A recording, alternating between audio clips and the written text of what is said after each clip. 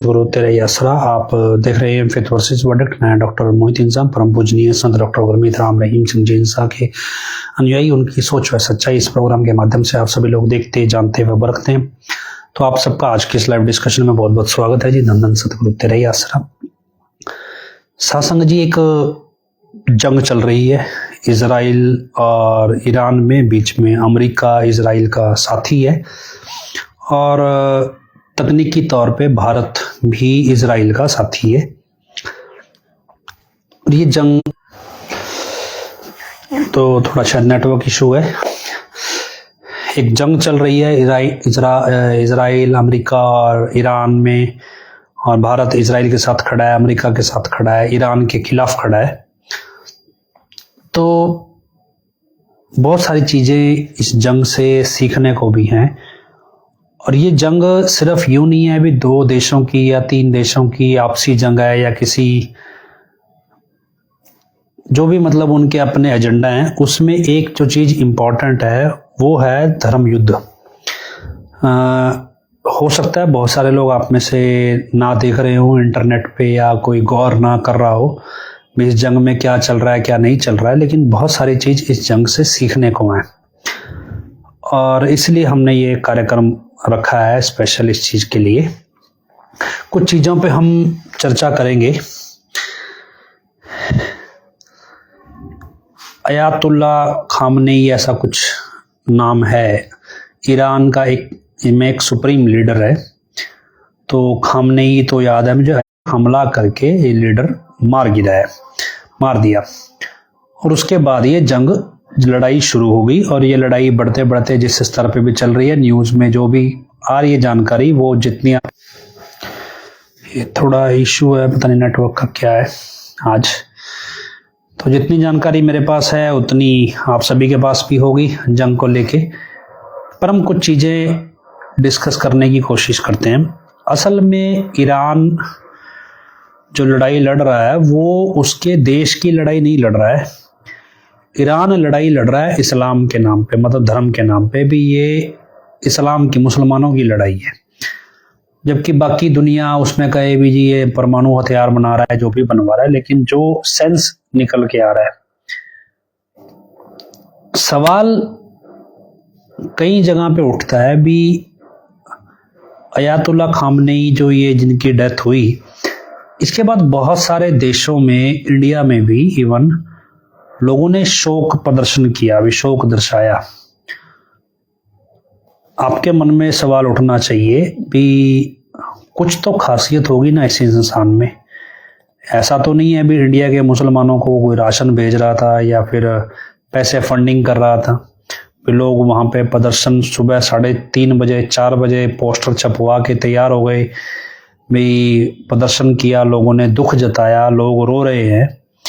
कुछ तो विशेष होगा इस लीडर में, कोई तो इसमें ऐसा गुण होगा जो लोगों ने मतलब इतना उसको मतलब याद कर रहे हैं लोग। तो गुण तो किसी में भी वो ग्रहण करना चाहिए। तो इस चीज को लेके जब हम स्टडी करते हैं तो फिर हम उस व्यक्ति के किरदार को भी स्टडी करते हैं, कैरेक्टर को भी स्टडी करते हैं। और जब हम कैरेक्टर को स्टडी करते हैं तब हमें समझ में आता है भी ये शख्स देश की लड़ाई नहीं लड़ रहा था, ये शख्स धर्म की लड़ाई लड़ रहा था। और फिर जब धर्म की बात आती है तो फिर हम ये सोचते हैं भी इस व्यक्ति का साथ भगवान ने दिया कि नहीं दिया, और दिया तो कितना दिया, नहीं दिया तो क्यों नहीं दिया। मतलब ये सारे सवाल आएंगे क्योंकि हम खुद आज अपनी जिंदगी में भी इसी तरह के संघर्ष में हैं कि जहां धर्म की वास्तविक पहचान, वास्तविक संघर्ष धर्म को लेके कैसे किया जाता है, ये हमें भी सीखना है। और हम सीख रहे हैं दिन पर दिन, और जिंदगी समय हमें ये चीज सिखा रहा है। तो वो चीज मैंने वहां स्टडी करनी शुरू की। इसके पैरेलल, इसके बराबर समानांतर कहें, हमने इजराइल की खुफिया एजेंसी मोसाद एक है, उसका काम करने का तरीका भी समझना चाहा भी किस तरीके से एजेंसी काम कर रही है, और आखिर में ये ईरान से चाहती क्या है, और ईरान के जरिए दुनिया से क्या चाहती है, या फिर किस तरह से ये अपने पीछे अमेरिका जैसे देशों को और भारत जैसे देश को लगा के ईरान के खिलाफ खड़ा कर रही है। तो एक स्टेज पे उस पैटर्न में वो पैटर्न भी समझ में आता है भी यही एजेंसी इंडिया में भी काम कर रही है, और इंडिया में जब वो काम कर रही है और उसका जो काम करने का पैटर्न है, उस पैटर्न में हजूर पिताजी कहीं ना कहीं दिक्कत पैदा करते हैं। ये चीज बारीकी से आपको हमें सबको समझने की जरूरत है। भी अपने को लगता है यार पिताजी का कहाँ इजराइल से पंगा होएगा। मसला ये है कि पंगा पिताजी का कहीं नहीं है, लेकिन क्या है भी दुनिया कई तरीकों से आगे चलती है। भी कौन इस दुनिया को आगे चलाएगा और किस विचारधारा पे चलाएगा। सपोज मैं आपको कहूँ भी एक आदमी है, कोई भी हम जैसे मान लो मैं कहूँ जी मेरे को क्या जी मेरे को गाड़ी चाहिए। अब मैं साइकिल चला रहा हूँ, मेरे लिए तो भाई मारुति मिल जाए मेरे को वही बहुत है, या स्कूटर मिल जाए वही बहुत है। अब जो स्कूटर चला रहा है उसको कार चाहिए, जो कार चला रहा है उसको उससे बढ़िया कार चाहिए। तो कारों की एक लंबी रेंज है, उसके बाद जहाज है, जहाज में भी एक से एक जहाज है, तो मतलब कोई लिमिट नहीं है। अब ये कौन तय करेगा कि भाई इस वाले जहाज में घूमने वाला व्यक्ति बढ़िया और इस वाले जहाज वाला हल्का घटिया, या इस साइकिल पे घूमने वाला बढ़िया और स्कूटर पे घटिया। मतलब ये सोच कौन तय करता है भी बढ़िया घटिया क्या है। अमीर आदमी चाहे बेवकूफ हो, पर तो सामने वाले बंदे को लगता है भी सियाना ही होएगा, पैसे वाला आदमी है। मतलब कहते ना जिसके पल्ले दाने उसके कमड़े भी सियाने। तो आज की दुनिया में पैसा ऐसी चीज है जिसके हिसाब से लोग इंसान की समझदारी भी जज करते हैं। मतलब बहुत सारे लोग ऐसे हैं जैसे आप अपने डेरे में देख लें, कितने प्रबंधकों ने संगत से लूट लूट के अरबोपति बन गए। लेकिन अब आप दुनिया में जाओगे तो जाहिर सी बात है, मान लो मैंने कपड़ा पहना, अब ये कपड़ा मान लो 500-600 रुपये 1000 रुपये का आएगा, बढ़िया से बढ़िया खरीद लेंगे 2000-3000 का है, भी ठीक है, इतना शरीर को ठीक लग रहा है। लेकिन दुनिया में ऐसे ऐसे ब्रांड भी हैं जो इसी तरह का कपड़ा, इसी डिजाइन का कपड़ा आपको 40,000 में भी देंगे। अब जिसने 40,000 का कपड़ा पहना है कुछ तो उसमें खासियत होती है। मान लो 40,000 का कुर्ता शर्ट पहन लिया, अब जो 40,000 की शर्ट पहनने लग गया उसको नॉलेज है भी 40,000 की शर्ट किस तरह के लोग पहनते हैं, कौन खरीदता है, कहाँ से मिलता है। ये नॉलेज कोई सामाजिक नॉलेज नहीं है, लेकिन दुनिया पैसे के जरिए जो ज्ञान अर्जित करती है लोग उसको भी समझदारी में गिनते हैं। तो खैर हम अपने टॉपिक पे वापस आए। ईरान का जो सुप्रीम लीडर है इसकी लड़ाई धर्म के लिए है, और ये लड़ाई क्या वास्तव में कितनी जायज है। मतलब हम कहें भी भगवान ने इसका साथ नहीं दिया, कितना दिया, क्योंकि हम फिर बहुत सारे इतिहास से उसे कंपेयर करने लगते हैं। तो पहले मैं कुछ इतिहास आपको बता दूं, आपको पता होना चाहिए, बताओ, और हम सत्संगियों को भी पता होना चाहिए।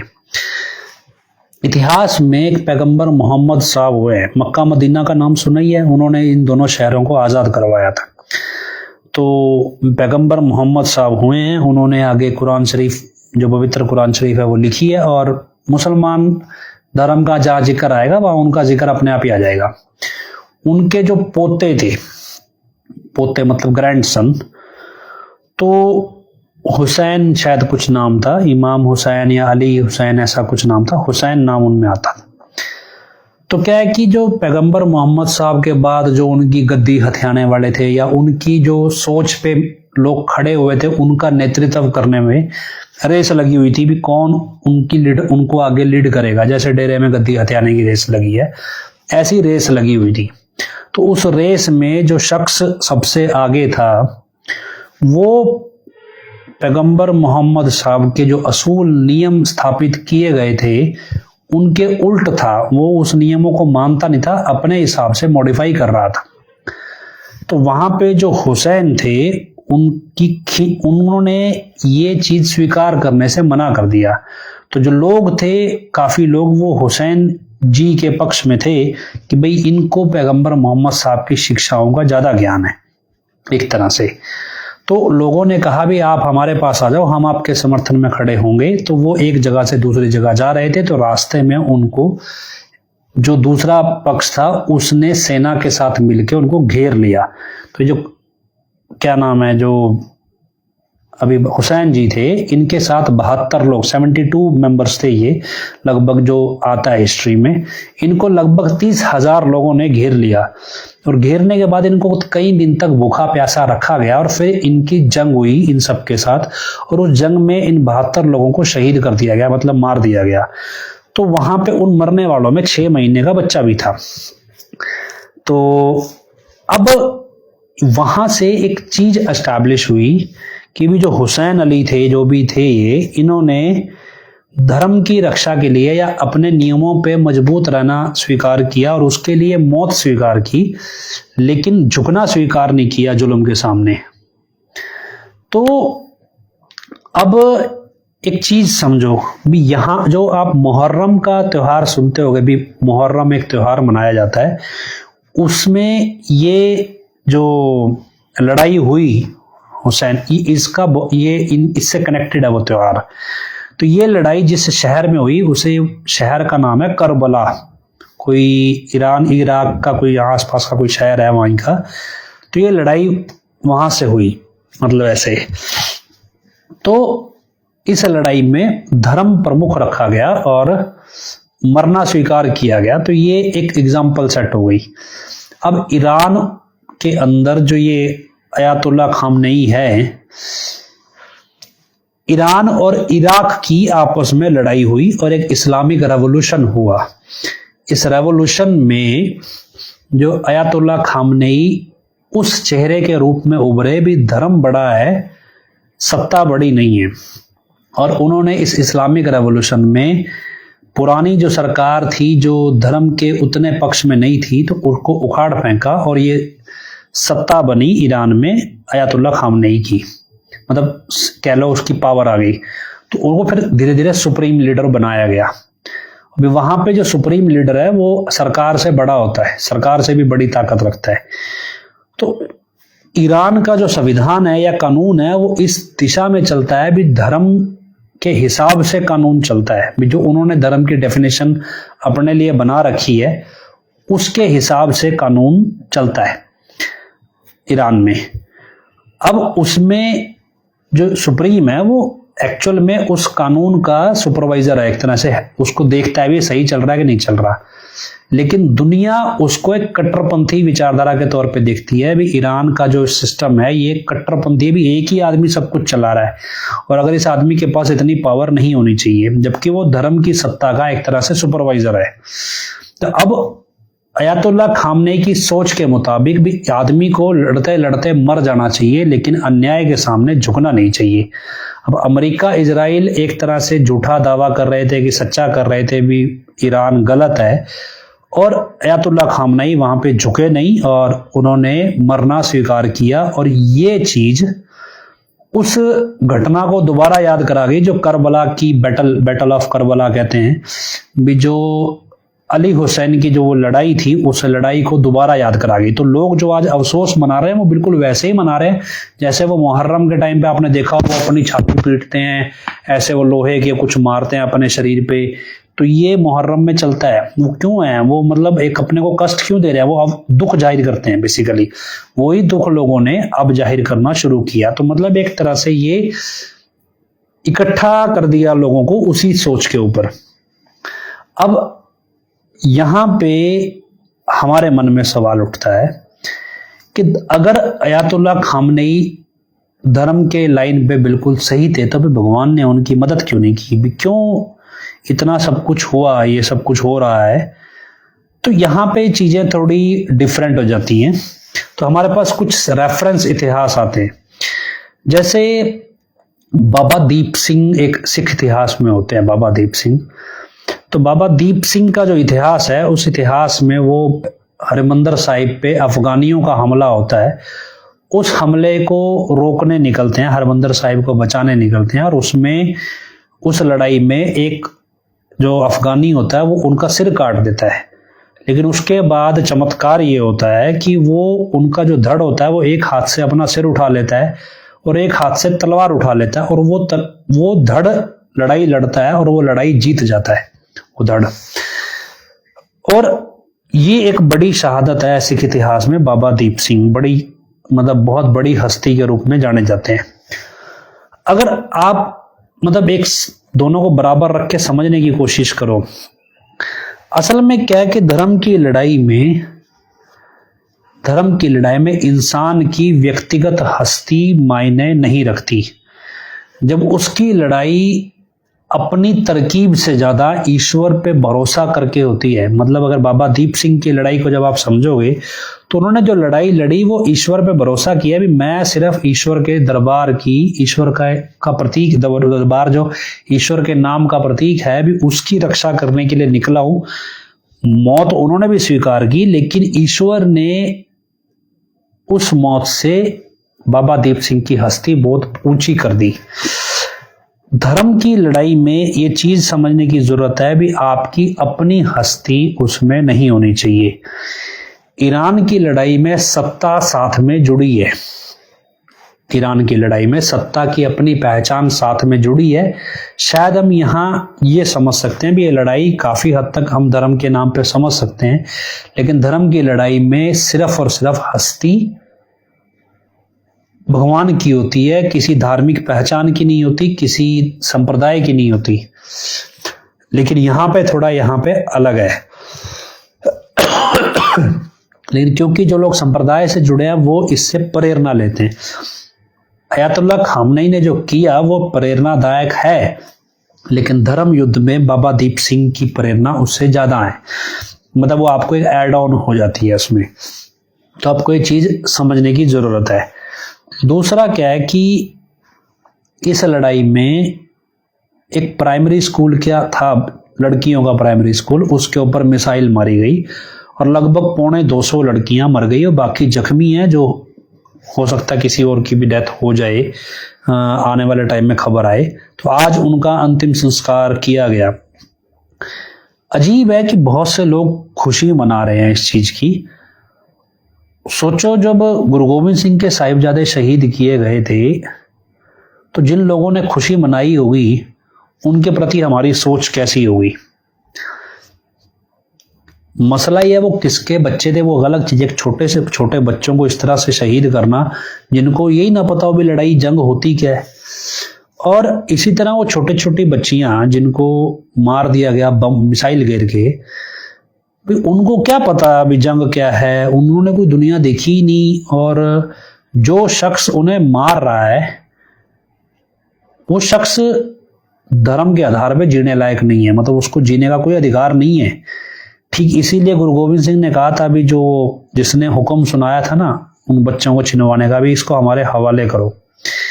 फिर बंदा सिंह बहादुर का कॉन्सेप्ट आता है, बंदा सिंह बहादुर ने उसको सजा दी उसके बाद, लेकिन धीरे धीरे फिर बंदा सिंह बहादुर का जो संघर्ष है वो निजी हो गया और वो फिर उस अंजाम तक नहीं पहुंचा जहां पहुंचना चाहिए था। लेकिन जब तक नहीं था तब तक वो बहुत अच्छा चल रहा था। तो खैर वो चीजें अलग है। हमें जो सीख मिलती है कि धर्म की लड़ाई हम भी लड़ रहे हैं। अब इतिहास में जब धर्म की लड़ाई के एग्जाम्पल सेट होते हैं तो उस लड़ाई में मान लो अली हुसैन है या बंदा सिंह बहादुर का जिक्र भी आता है, बाबा दीप सिंह का भी आता है, सबका आता है। इतिहास में से 5 प्यारों का जिक्र आता है, हनुमान जी का जिक्र आता है, ठीक है, और कितने हैं मान लो जो भी भक्त हुए, श्री कृष्ण जी के भक्त हुए, अर्जुन का, पांडवों का, सबका जिक्र आता है।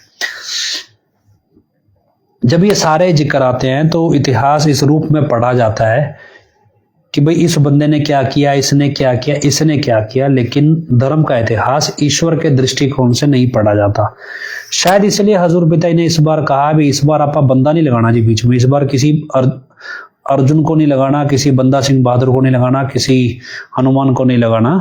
इस बार भगवान अपनी लड़ाई अपने तरीके से खुद ही लड़ लेगा, बस तुम हमारे पे विश्वास कायम रखना। तो हम उस धर्म की लड़ाई में हैं जहां पे हमारा पहला काम है ईश्वर पे विश्वास कायम रखना और अपनी हस्ती नहीं बनाना। अभी क्या है कि हम समाज में रह रहे हैं तो किसी की भाई जाति के हिसाब से हस्ती है, किसी की धर्म के हिसाब से भी हस्ती है, भी किसी को धर्म बढ़िया लगता है, किसी को जाति, और फिर उन धर्म और जाति के संरक्षक भी बढ़िया लगते हैं अपने अपने लेवल पे। लेकिन अगर हम जिस संघर्ष को जी रहे हैं, जिस संघर्ष को देख रहे हैं, या आने वाले टाइम में हमारे जरिए या हमारी इस संघर्ष को दुनिया कभी जानेगी जब ये कामयाब होगा, तो तब ये चीजें पढ़ी जाएंगी। भी हमारे संघर्ष में हम जाति, समुदाय, संप्रदाय और उसको संरक्षण देने वाली राजनीतिक पार्टियां या फिर जो भी राजनीतिक दल या वो सामाजिक दल जो भी थे, वे किसकी तरफ कितना झुकाव रखते थे। और इतिहास ऐसे लोगों को याद नहीं रखता जो किसी भी व्यक्तिगत हस्ती के ऊपर झुकाव रखते हैं, उनमें फिर वो कमियां ढूंढता ही ढूंढता है। तो अगर हम अपने गुरु के प्रति वफादार हैं, ईमानदार हैं और इस संघर्ष को साफ सुथरा जीना चाहते हैं तो हमें बहुत सारी चीजें सीखनी है। सीखनी क्या है भी, अयातुल्ला खामनेई की तरह आपको ये समझना है भी कुर्बानी दी नहीं जाती, ईश्वर कुर्बानी लेता है। हम अपनी तरफ से अपने आप को प्रस्तुत नहीं करते कि भाई फिदायन बनेंगे, कुर्बानी गैंग बनेंगे, कुर्बानी दे के आएंगे। नहीं, ईश्वर लेता है कुर्बानी, हम फैसला नहीं लेते जंग का। मतलब धर्म ये कहता है भी आप लड़ाई का फैसला कभी भी धर्म का पक्ष नहीं लेता, लड़ाई का फैसला दूसरा पक्ष लेता है जो अधर्म के रास्ते पे है। ईरान की जंग में हम ये चीज देख रहे हैं कि ईरान ने जंग का निर्णय नहीं लिया। बहुत सारी चीजें जो हमें धर्म के तौर पे सीखने की जरूरत है। ठीक इसी तरह जब हम सोचते हैं तो हम कभी ये नहीं सोचते कि फलाने बंदे को मर जाना चाहिए, फलाने बंदे का ये बेड़ा बैठ जाना चाहिए, चाहे वो कितना ही बुरा है। हमें, हमारा सोचने का अधिकार नहीं है कि हम उसके खिलाफ ये चीज सोचें। हमारा क्या है, हमारा जोर हमारे गुरु, हमारे भगवान तक है। भाई हम तो भगवान को बोल रहे हैं भी ये भी तेरा जीव है, हम भी तेरे जीव है, इसको सद्बुद्धि दे, भी जैसे तेरी मर्जी है वैसे दे। हम ये नहीं कहेंगे भी कैसे दे, वो तू देख भी तेरा बंदा है, हम तो ये मांग रहे हैं भी बस जैसे भी है इसको दे, इसको सद्बुद्धि दे। हम तो इसके लिए अच्छी दुआ अपने लिए भी मांग रहे हैं, इसके लिए भी मांग रहे हैं। दूसरा भी, हम कभी किसी का बुरा नहीं मांगते, किसी जंग की उम्मीद नहीं रखते, किसी जंग के लिए प्रार्थना नहीं करते। तीसरा भी, जब कोई सामने से जुल्म करे तो फिर सहते भी नहीं है। ये चीज हम नई सी मतलब प्रैक्टिकली इस जंग में देख भी रहे हैं। अभी जब कोई जुल्म करने आ जाए, अन्याय करने आ जाए, उसे सहना भी नहीं होता। अब जिस तरह से हमें दिखता है कि भारत की सरकार वहां पे लमलेट हो गई इजराइल और अमेरिका के सामने और इंसानियत को दांव पे लगा के लमलेट हो गई, भी छोटे छोटे बच्चियां मरी हैं, उसका ये सरकार अफसोस भी तक नहीं जता पा रही। इन बच्चियों ने जिन्होंने खिलौनों से लड़ना नहीं, खिलौनों के लिए लड़ना नहीं सीखा, उनको बारूद उनके ऊपर गिरा दिया। मतलब इतना घटिया काम जिसने किया हो और उस शख्स के पक्ष में आप खड़ जाओ भी, ये तो मतलब डूब मरने वाली बात है। और दूसरा, आप जिनकी बच्चों की मौत हुई अगर आपको पता है और आप उसका अफसोस जाहिर ना करो, मतलब आप उनके पक्ष में अपने आप को खड़े हुए ना दिखाओ, ये भी बुराई के पक्ष में खड़ना है।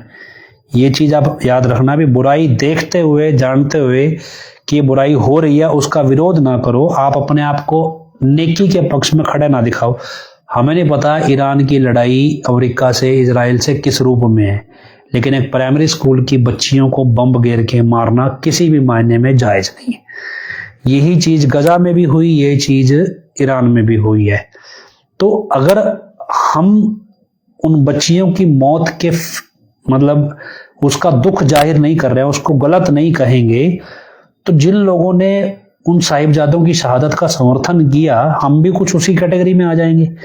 भी हमारा पहलू धर्म का है, हमारा पहलू किसी देश समुदाय का नहीं है, हमारा पहलू धर्म का है, क्योंकि हम अपने गुरु के शिष्य हैं जो सर्वधर्म का है। और उसमें धर्म युक्त जो काम हो रहा है हमें उसका समर्थन करना है। हमें कोई जाके जंग थोड़ा ही लड़नी है, हमें तो बोल के ही समर्थन करना है भी हाँ जी ये चीज अच्छी है, बताना है दुनिया को ये चीज बुरी है।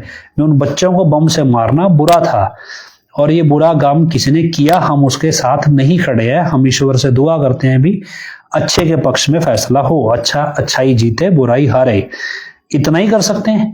लेकिन ये दुआएं मांगनी जरूरी हैं। अगर चुप हो जाते हैं तो फिर एक किस्सा आपको सुनाते हैं भी, एक ऐसा ही शख्स था जो इस तरह से चुप हो गया था। तो फिर परमपिता इससे पूछा कि भाई, परमपिता इससे पूछा गया कि ये शख्स जी आपके साथ नहीं खड़ता ऐसे। तो परमपिता ने बोला भी ये तो मिट्टी की बोरी है, मतलब इसको हम ढो रहे हैं अपने साथ। तो क्या है भी, अगर हम धर्म के पहलू पे खड़े हैं तो हम मिट्टी की बोरी नहीं हो सकते। अगर हम धर्म संघर्ष में धर्म का झंडा उठाए खड़े हैं तो धर्म और अधर्म में फर्क करना हमें आना चाहिए कि ये काम धर्मयुक्त है, ये काम धर्मयुक्त नहीं है। हम ये नहीं कहते ईरानी सत्ता या ईरान का जो पैटर्न है सत्ता का या उसका जो भी स्ट्रक्चर गवर्नेंस का है वो पूर्णतः इस्लाम के हिसाब से सही है। अगर होता तो वहां पे फिर नॉनवेज नहीं चलता। लेकिन जो चीज मतलब हर व्यक्ति में कोई ना कोई गुण भी होता है। जो चीज वो सिखा रहे हैं वो ये कि जुल्म के खिलाफ झुकना नहीं चाहिए, किसी के तलवे नहीं चाटने चाहिए, ठीक है। और जब आप करोगे तो आप बराबर उतने बुरे गिने जाओगे। एग्जाम्पल के तौर पे मेरे पास अभी एक कमेंट आ रहा है, अभी इसने लिखा भी गुरु के नाम के छोड़कर इस चैनल पे कोई चीज अच्छी नहीं होती, हम नहीं अच्छा आदमी जिसके लिए इतना रोना धोना चल रहा है। खामनेई अच्छा है या बुरा है इससे कोई मतलब नहीं। अब हम कहें भी हर एक सत्ता के राज में कमियां तो राम राज्य में भी थी, राम राज्य में कमियां थी, एक औरत के साथ अन्याय हुआ, उसके फलस्वरूप माता सीता को ही उस राज्य से निकाल दिया गया। तो क्या कहें भी वो सही हुआ था। हर राज्य में हर सत्ता में कमी है, मतलब ये नहीं कह सकते कि वो किसी मतलब 100% कोई पूरा 100% तो भी सचखंड हो जाएगा जहां पे कोई कमी नहीं होगी, जहां पे मतलब लड़ाई ही नहीं होगी, आपस में झगड़ा ही नहीं होगा। तो लेकिन ये मसला क्या है कि हम जो चीज सीख रहे हैं खामनेई गलत है सही है, मसला ये नहीं। मसला ये कि भाई हम कहां खड़े हैं, हमें क्या चीज किससे सीखनी है। जुल्म के खिलाफ खड़ा हुआ जा सकता है और मरते दम तक खड़ना चाहिए, ये सीख खामनेई दे गया। अब ये मान लो अमित शर्मा है या फिर ये जो सूरत सिंह दुग्गल एक और कमेंट आने लगे हैं। अब ये लोग क्या है, इनको लगता है भी जो लोग छोटी छोटी बच्चियों के स्कूल पे बम गिरा रहे हैं भी वो सही है, तभी इनको हमारी बातें बकवास लग रही हैं। कौन कह देगा भी छोटी छोटी बच्चियों के ऊपर बम गिराने वाला बंदा सही हो सकता है, सोच भी सही हो सकती है। भी कमाल हो गई भाई, मिलिट्री आपस में लड़ती है। अब मान लो सर्जिकल स्ट्राइक करी इंडिया ने, हजूर पिताई ने समर्थन किया उसका, क्यों? क्योंकि जिन लोगों को मारा गया वो लोग इंसानियत के दुश्मन थे, वो आतंकवादी हमले के लिए तैयार हो रहे थे, इसलिए उनको सर्जिकल स्ट्राइक का समर्थन हजूर पिताई ने किया। अब इसका मतलब ये तो नहीं है अभी लोगों को मरवा रहे हैं भी हजूर पिताजी, मौत हो रही है उनका समर्थन कर रहे हैं। लेकिन क्या है कि सोच खड़ी है ना, जो लोग इंसानियत के दुश्मन हैं, जो इंसानियत को मार रहे हैं, चाहे वो किसी रूप में भी मार रहे हैं, वो उसके पक्ष में धर्म पे चलने वाला व्यक्ति खड़ा हो नहीं सकता किसी भी मायने में। हम अपने इस पे आ जाएं। अब मैंने एक बीच में बात की जो मोसाद की बात की थी, जैसे इंडिया में रॉ एक एजेंसी है, आप जैसे सीबीआई कहते हैं, सीबीआई तो पता है एक खुफिया एजेंसी जो होती है उसे रॉ कहते हैं इंडिया में, RAW। ऐसे आप पाकिस्तान की सुनते हैं ISI, ऐसे रशिया की सुनते हैं KGB, ऐसे अमेरिका की है CIA, ऐसे मतलब इजराइल की है मोसाद। ये लोग काम कैसे करते हैं, जैसे मान लो हमारा ये फेथ वर्सेस वडेटे ग्रुप है। अब ये ग्रुप हमें पता है भी हम एक विचारधारा के तौर पे मौके की सरकार के साथ हमारा तालमेल नहीं है, ये सरकार हमारे ही विचारधारा के हिसाब से सेट नहीं है। अब ऐसे में हमें पता है भी हमारे साथ अन्याय हुआ है, तो लेकिन हमारे पास कोई इतना बड़ा प्लेटफॉर्म नहीं है, ऐसा कोई सेटअप नहीं है कि हम भाई सरकार को सबक सिखा सके। अगर हमारे मन में ऐसी चिंगारी है भी हम सरकार को सबक सिखाना चाहते हैं, तो जब ऐसी कोई जानकारी है, मतलब ऐसी कोई वो है कि इच्छा है, तो कोई दूसरा बंदा बैकडोर हमारे को हवा देने लगे या हमारे को समर्थन देने लगे और हमें पता ही ना चले भी ये व्यक्ति हमारे को समर्थन क्यों दे रहा है, वास्तव में वो हमारे जरिए उस पे दबाव बना रहा है सामने वाली सरकार पे, हमें पावर देके। और इस तरह से हमें लग रहा है कि हम देखो जी अपना संघर्ष जीत रहे हैं, वास्तव में हम जीत नहीं रहे, हम किसी और का मोहरे बन के काम कर रहे हैं, जब तक हमारी अपनी सोच क्लियर नहीं है। ठीक इसी तरह जब हम देखते हैं भी मुसलमानों में दो कॉन्सेप्ट हैं, शिया और सुन्नी। अब शिया और सुन्नी एक अलग अलग विचारधारा है, इसको सरल भाषा में समझो, जैसे सिखों की भाषा में समझें भी। सिखों में एक होता है कि गुरु ग्रंथ साहिब को गुरु मानते हैं, एक होता है नामधारी जो गुरु प्रथा में विश्वास रखते हैं भी जीवित गुरु होना चाहिए इंसान। ठीक इसी तरह जो शिया इस्लाम है वो एक तरह से सिखों में नामधारी है, और जो सुन्नी इस्लाम है वो एक तरह से सिखों में ट्रेडिशनल सिख हैं जो गुरु ग्रंथ साहिब को गुरु मानते हैं, वो कुरान शरीफ को रेफरेंस मानते हैं। तो ये इस तरह से कुछ अंदाजा समझ लो। अब क्या है कि इनमें खींचतान क्या है भी, सुपीरियर कौन? तो सुपीरियर क्या है भी, ज्यादा गिनती जो है वो सुन्नी इस्लाम वालों की है, कम गिनती शिया इस्लाम वालों की है। लेकिन जो शिया इस्लाम में जितना ज्यादा प्योर होगा उतना ज्यादा कट्टर भी होता है, और उससे क्या है भी आतंकवादी भी ज्यादा शिया इस्लाम में पनपते हैं, क्योंकि वो कट्टरवादी होगा तो उसको कोई ऑब्जेक्टिव मिलेगा। ऑब्जेक्टिव कौन देगा? कोई ना कोई आदमी देगा, भी ग्रंथ तो देगा नहीं, कोई आदमी देगा।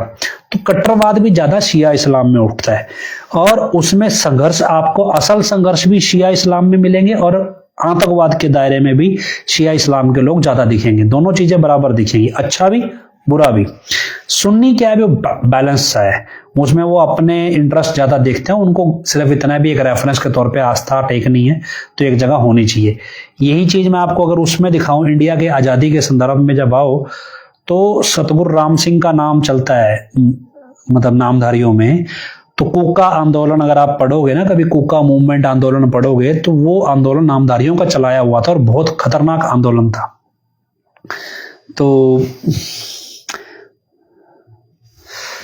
ये सब चीजें मतलब हैं भी, उसी तर्ज पे आप समझो भी दुनिया में मतलब जो एजेंसियां हैं वो करती क्या है भी, दो अलग अलग विचारधाराएं हैं भी। एक ने अपने आप को श्रेष्ठ साबित करना है, तो दूसरे के अंदर जो दूसरे को नीचा दिखाने की इच्छा शक्ति है ना, उसको कोई भारी समर्थन दे दे और उसके जरिए अपना स्वार्थ साध ले। कुछ वैसा ही इंडिया के अंदर हिंदू मत की विचारधारा को लेके भी है। अगर आज हम बैकग्राउंड में जाके चीजों को समझना शुरू करें तो इंडिया में भी कुछ ऐसा ही है, जो हिंदू मत के नाम पे या सनातन के नाम पे सत्ता हथियाने की दौड़ जो चलती है, उस दौड़ की जो नीड है उसको बाहरी तौर पे मोसाद जैसी एजेंसियां पकड़ती हैं और अपना स्वार्थ हमारे देश से साधती हैं। और नतीजा ये है कि भाई बच्चों की हत्या हो रही है और हमारा देश उस हत्या के पक्ष में खड़ा है, हमारे देश की सरकार मतलब सो कॉल्ड सनातनी सरकार। हम इस चीज को समझने की कोशिश कर रहे हैं। सवाल ये है ही नहीं कि भी खामनेई अच्छा है या बुरा है, सवाल ये कि जिस पैटर्न पे उसने अपने आप को या अपने देश को जिस विचारधारा पे खड़ा किया, उस विचारधारा पे उसने मौत स्वीकार की, तो लोगों के लिए वो एक रेफरेंस बन गया। अगर उसमें कोई गुण था तो लोग उसके लिए आंसू बहा रहे हैं। यकीन मानो जिस दिन मोदी मरेगा मुझे नहीं लगता कोई कुत्ता भी रोएगा उसके पीछे। तो ठीक ऐसे ही है भी, जो लोग जिसमें गुण होता है वो गुण है, वो अन्याय के खिलाफ लड़ने का गुण है, वो अपनी निजी सत्ता में कैसा शासक था ये मसला नहीं है। मसला ये है कि वो हमें सीख क्या देके जा रहा है भी, ना जुल्म करो ना सहन करो। अगर ईरान के बतौर देश अगर हम देखते हैं तो ईरान बतौर देश किसी दूसरे देश पे जुल्म करने वाला देश नहीं है, और उस पैटर्न पे वो जुल्म सहने वाला देश भी नहीं है। तो हम एज ए देश बात कर रहे हैं। व्यक्तिगत तौर पे एक शासक अपनी निजी जिंदगी में कैसा है, वो एक जबरदस्ती बीच में टांग घिसाने के लिए इनको भेज रखा है अमित शर्मा जैसों को, उनको करने दो। तो खैर मसला वापस वहां है कि अब भारत में आओ। जब भारत में हम हजूर पिताजी का कैरेक्टर चरित्र देखते हैं, वो चरित्र इस फॉर्मेट में है भी, हजूर पिताजी धर्म की परिभाषा को सही करते हैं। और जब धर्म की परिभाषा चाहे वो हिंदू मत की है, चाहे वो इस्लाम मत की है, चाहे वो सिख की है, चाहे वो ईसाई की है, वो उस परिभाषा को करेक्ट सही करने का काम कर रहे हैं। जब वो परिभाषा सही होगी तो उस परिभाषा में लोगों को जासूसी करने की जरूरत नहीं पड़ेगी। मतलब कहो कि मान लो मैं कहूं जी मुझे किसी कि मतलब किसी की जासूसी करनी है। किसकी जासूसी होती है? जासूसी उस व्यक्ति की होती है जो दो चेहरे जी रहा है। और जासूस क्या करता है भी, जो चेहरा वो, मान लो मैं दो चेहरे जी रहा हूं भी, एक चेहरा मेरा ये इधर लोगों को दिखाने के लिए, एक इस तरफ किसी को दिखाने के लिए। जासूस क्या करेगा, वो मेरा इधर वाला चेहरा जो मैं इन लोगों से छुपाना चाहता हूं, वो कहेगा भी देख मैं तेरा चेहरा इन लोगों को दिखा दूंगा भी, और इसके नाम पे मुझे ब्लैकमेल करेगा। तो ब्लैकमेल वो होगा जिसके एक से अधिक चेहरे हैं और उसी के पीछे जासूस लगेगा। और जासूस की जरूरत क्या है? तो ठीक इसी तरह जब आप पिताजी धर्म की सोच को करेक्ट करते हैं तो वो आदमी का किरदार साफ सुथरा, एक चेहरा, कथनी और करनी एक करने में यकीन रखते हैं और खुद उनका चरित्र भी बिल्कुल वैसा है। ठीक उसी पैटर्न, अगर ये पैटर्न हजूर पिताजी अपनाते हैं तो ये पैटर्न हर एक आदमी को उनसे जोड़ता है। लेकिन जासूस खुफिया एजेंसियों का धंधा ही इस चीज पे चलता है भी आदमी दो मुंह हों, उनके दो चेहरे हों और वो एक चेहरे से दूसरे चेहरे को ब्लैकमेल करे।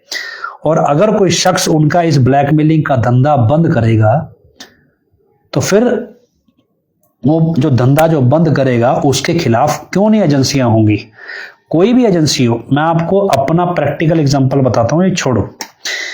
मेरा भी वास्ता पड़ा अपने देश की एजेंसियों के लोगों से, उनके अफसरों से भी वास्ता पड़ा है, मैं उनसे निजी तौर पे मिला भी हूं।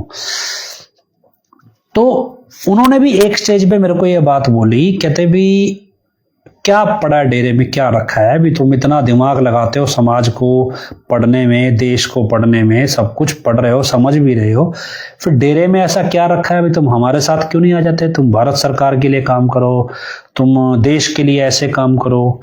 फिर मुझे कुछ और लोग भी वैसे मिले जो मतलब कहने को अलग अलग पहचान के साथ थे। मान लो कोई सिख पहचान के साथ था, कोई मुसलमान, कोई हिंदू, और वो खुफिया तरीके से काम करते थे लेकिन उनकी पहचान, फिर वो बोलते ना जी हमारे लिए देश सर्वोपरि है भी और प्रायोरिटी पे है, धर्म बाद में है। अब जब उन्होंने मेरे सामने प्रपोजल रखा भी तुम भाई पहले हमारे साथ क्यों नहीं काम करते, तुम क्यों ये डेरे को भाई डूबता सूरज है क्यों इसके पीछे लगे हो, इतना मत्था पच्ची कर रहे हो। तो मैं उनसे जब मेरी बात हुई तो मैं उनसे कहा, मैं कहा जी ऐसा है भी अपना अपना नजरिया है चीजों को पढ़ने का।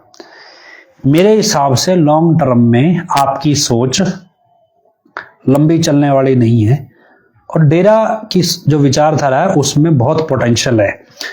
ये विचारधारा लोगों को जोड़ती है, सबको। आपकी विचारधारा गिने चुने लोगों को जोड़ती है। दूसरा ये कि जिस सोच से आप ये बात कह रहे हो ना भी डेरे में कुछ नहीं रखा, डेरे की विचारधारा में, उसका कारण यह है भी आपने कभी किसी धर्म को वास्तव में जिया ही नहीं, किसी भी धर्म की विचारधारा को। जो व्यक्ति धर्म की विचारधारा को जीता ही नहीं, उसे पता ही नहीं है धर्म क्या होता है, वो ये समझ ही नहीं सकता भी धर्म के रास्ते पे चलता व्यक्ति क्यों मतलब मौत से नहीं डरता और क्यों उसको मौत मिलना उसे अच्छा लगता है भी मुझे इस रास्ते में मौत आनी चाहिए। असल में क्या है कि धर्म से देशभक्ति पैदा होती है, देशभक्ति से धर्म नहीं पैदा होता। अगर धर्म है, धर्म की रक्षा के लिए देश है, देश की रक्षा के लिए धर्म नहीं है। तो प्रॉब्लम यह है कि धर्म की परिभाषा आपने कौन सी सीखी है। अगर वो परिभाषा प्रेम की है, भी सबको जोड़ने की है, तो वो परिभाषा सही है।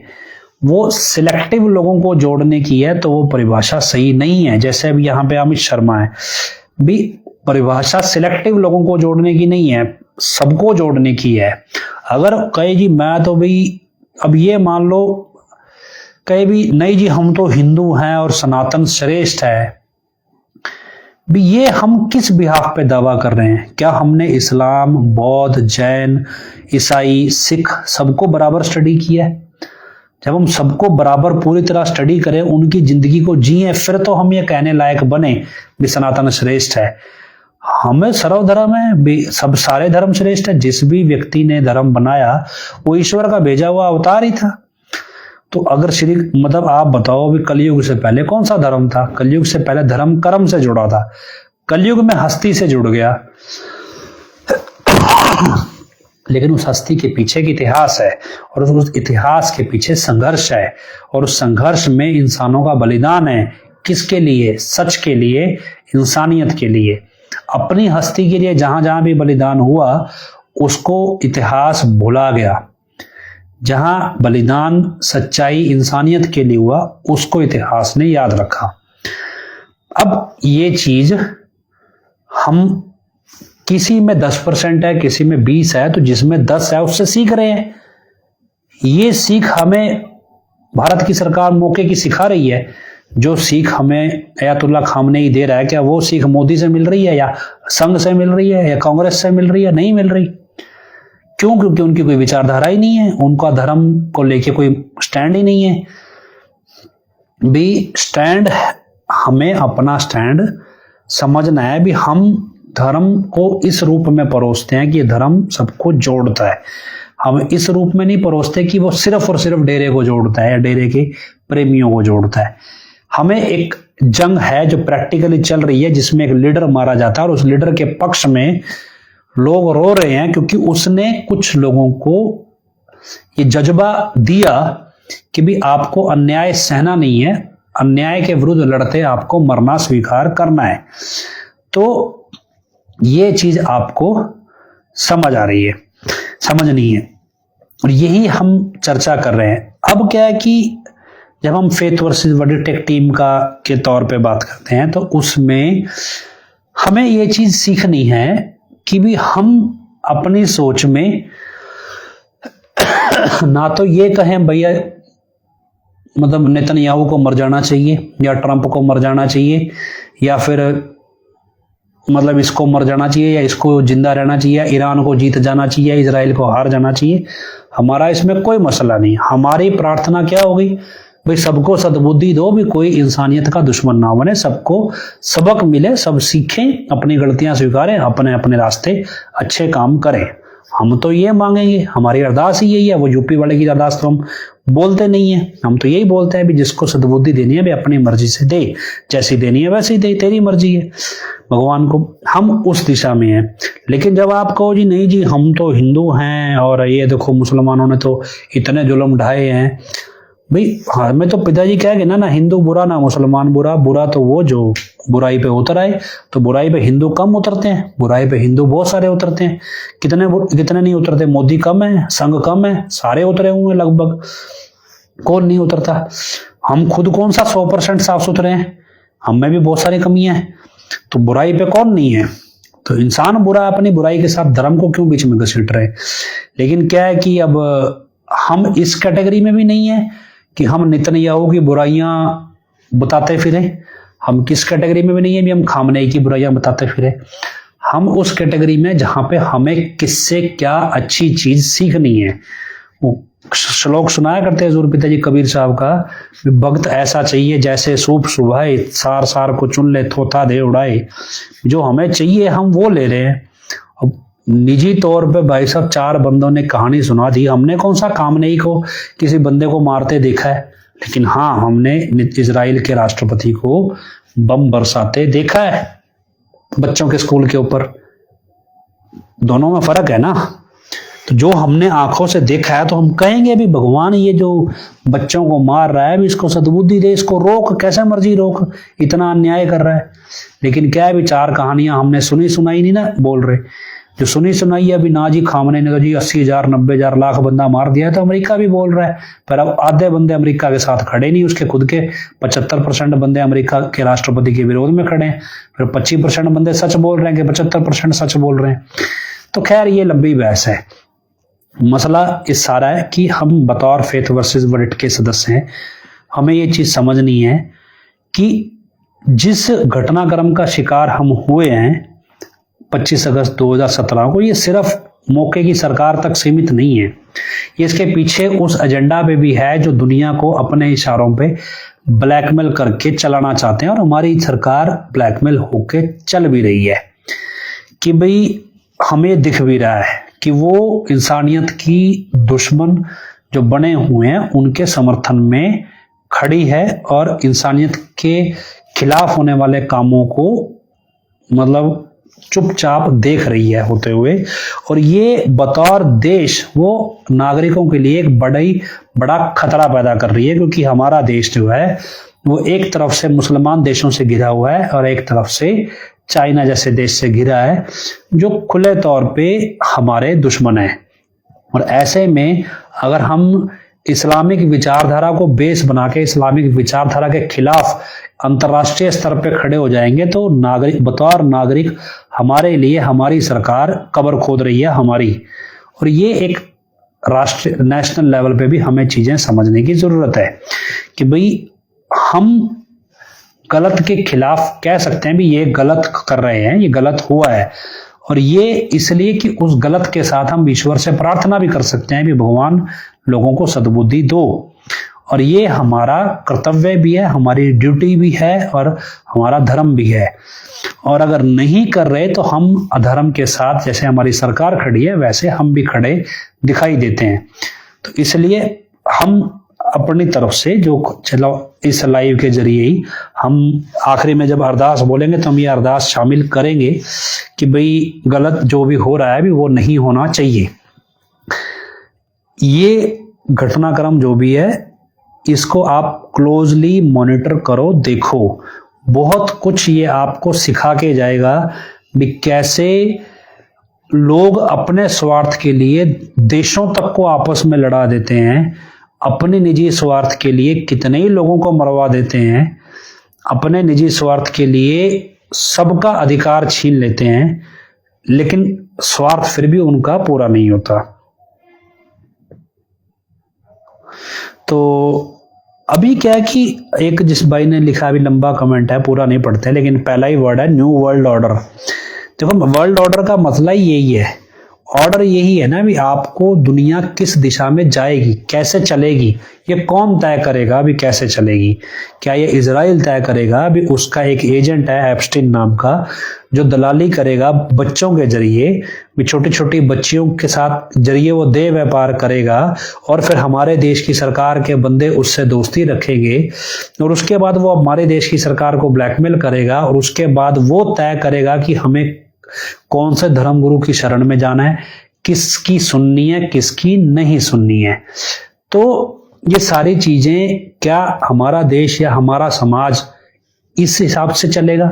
एक दूसरा तरीका है भी हम एक साफ सुथरी जिंदगी जी रहे हैं, इंसानियत के रास्ते पे जी रहे हैं, जहां पे भगवान का कानून हमारा मार्गदर्शक है, जहां सबसे प्रेम करना हमारी फितरत है और अन्याय ना सहना हमारी जरूरत है। तो एक ये तरीका है। तो जो पहले वाला तरीका है वो हम पे थोपा जा रहा है और यही न्यू वर्ल्ड ऑर्डर है। और यही वजह है कि एक छोटा सा देश अमेरिका जैसे देश को भी अपनी उंगलियों पे नचा रहा है और भारत जैसे देश को भी अपनी उंगलियों पे नचा रहा है। जो नहीं नाच रहे उनका किरदार फिर भी सही है अपनी सरकार के मुकाबले। अगर ये एप्स्टीन फाइल में खामनेई का नाम उछलता होता तो हो गया था काम।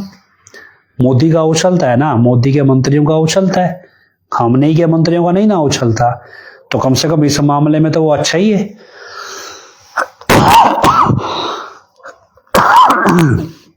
तो बहुत सारी चीजें हैं, बहुत कुछ ऐसे तो हम गिनने लगेंगे तो बहुत कुछ है, लेकिन हमें सिर्फ अपने अपने काम की चीज पकड़नी है और इतिहास से सीखना है, इतिहास याद रखना है। आज का समय भी कभी इतिहास बनेगा और उस इतिहास में जब आज के समय का जिक्र आएगा तो इन चीजों का भी जिक्र आएगा भी धर्म के पक्ष में खड़ा शख्स किस तरह से सोचता है।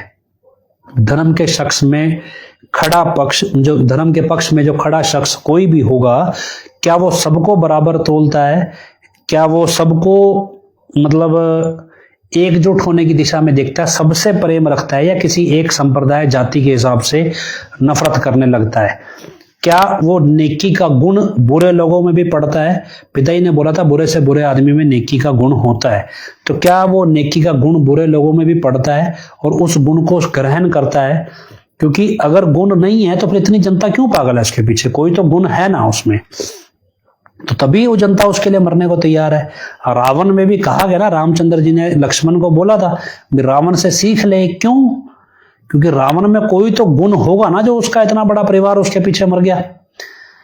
तो ठीक इसी तरह बेशक आदमी कितना ही बुरा हो, लेकिन कोई वजह तो होगी भी उसके पीछे। अब नेतन्याहू अगर पकड़ोगे तो नेतन्याहू ने एक समय पे अपने देश के लिए जो किया था, इसी वजह से वो राष्ट्रपति बना अपने देश का। तो गुण तो सब में है, वो अपने को ग्रहण करना चाहिए। लेकिन क्योंकि अब धर्म के संघर्ष पे है, तो धर्म के संघर्ष पे खामनेई की मौत कुछ सबक देके जाती है हमको, इसलिए वो सबक हम सीख रहे हैं। दूसरा क्या है भी, अब कुछ लोग कमेंट करते हैं भाई ऐसी तैसी कराओ तो उन्हें क्यों चक्कर में पड़ रहा है, तुम अपना नाम जपो। भाई ऐसा ये शिक्षा हम हजूर पिताजी से लेते हैं।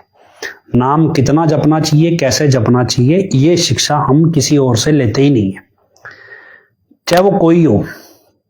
हाँ बेशक से सही है, कौन बुरा क्यों, जो बंदा आपको नाम जपने के लिए कह रहा है वो गलत तो कह नहीं रहा, अच्छा ही कह रहा है, लेकिन वो आपको उपदेश ही क्यों दे रहा है भी नाम जपने का। भी मैं आपको यहाँ पे सत्संग करने लगूं भी नाम जपो जी, ऐसे ध्यान में बैठना चाहिए, ऐसे सुर्त चढ़ेगी, भी ये मेरा काम नहीं है, संतों का काम है।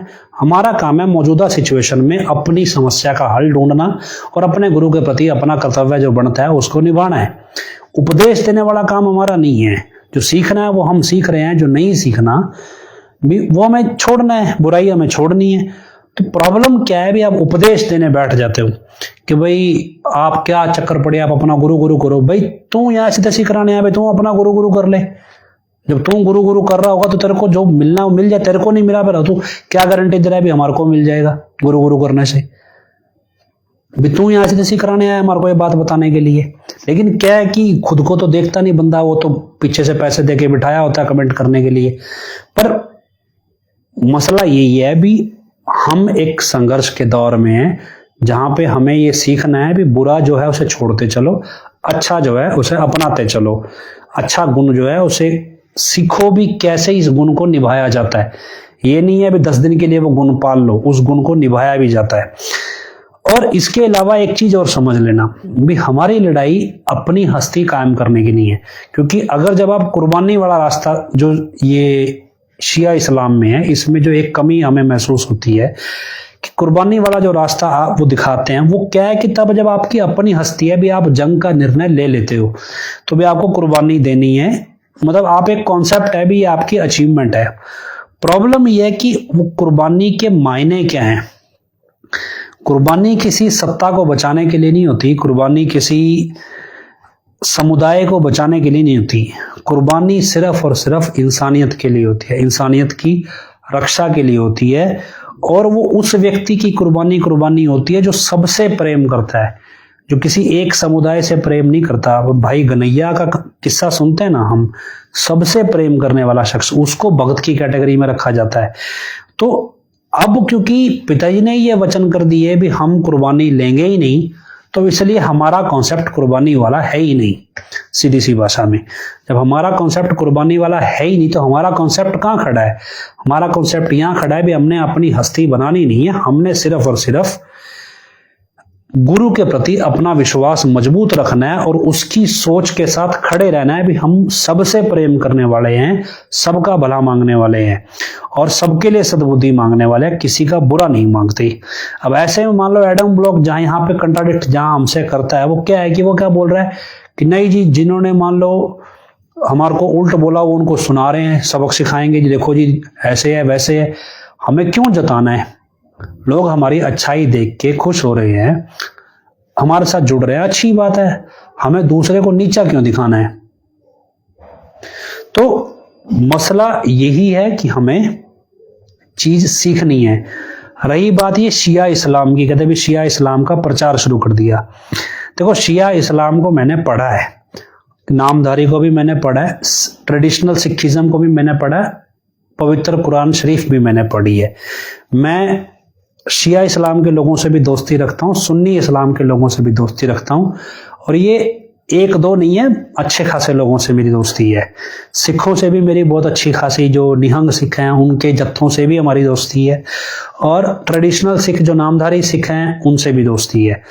हम चर्चा करते हैं कौन सी चीज में क्या चीज बेटर है, कहाँ क्या चीज हमें लगता है भी सुधार की जरूरत है, हमारे हिसाब से भी ये चीज होनी चाहिए नहीं होनी चाहिए। ये ज्ञान गोष्ठी आपको सबसे करते रहना चाहिए, जितना ज्ञान डिस्कस करते हैं उतना बढ़ता है। एक रिजिड हो जाओ जी ये विचारधारा तो गलत ही है, तो गलत नहीं है। शिया इस्लाम अगर गलत होता तो दुनिया भर के संत हुए हैं शिया इस्लाम में, सूफी संत सारे शिया इस्लाम में ही हुए हैं। तो पिताजी जिन सूफी संतों का हवाला देते हैं, हजरत मूसा हैं, पैगंबर मोहम्मद साहब है, या फिर उसके बाद जो जितने ये निजामुद्दीन औलिया है, ये सब शिया इस्लाम में ही तो हुए हैं, जितने भी संत हुए हैं सूफी संत। तो फिर ये गलत कैसे हो सकता है शिया इस्लाम? धर्म की कोई भी विचारधारा गलत नहीं है। धर्म की विचारधारा आपको अच्छा ही सिखाती है। लोगों ने अपनी हस्ती बनाने के लिए उसको अपने हिसाब से इस्तेमाल करना शुरू कर दिया, तो इसलिए वो लोग गलत हुए ना, विचारधारा तो गलत नहीं हुई।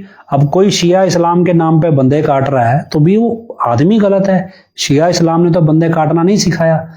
तो खैर ये चीजें एंडलेस हैं। हमें फिलहाल ये समझना है, सीखना है कि भाई हमें क्या करना है। तो अब जितने भी फेथ वर्सेस वर्डिक्ट के सदस्य हैं, हम आपसे सिर्फ एक गुजारिश करेंगे, हम अपनी तरफ से भी कल एक आर्टिकल लिख के डालेंगे उन बच्चों की मौत के ऊपर जो इस युद्ध में बच्चे मारे गए।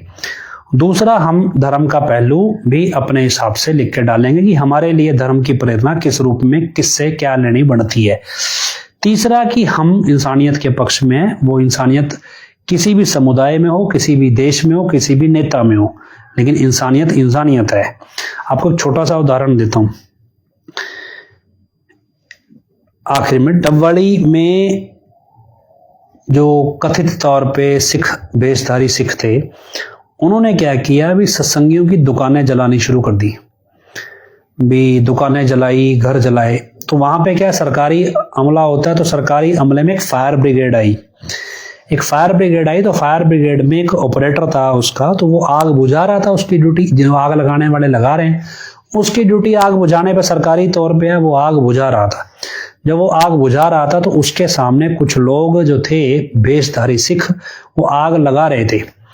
तो वो जब आग बुझा रहा था तो उसकी बहस हो गई कि यार तुम भाई साहब पागल हो क्या ना जी, ये डेरे के प्रेमी हैं, इनके तो घरों में भी हम आग लगाएंगे।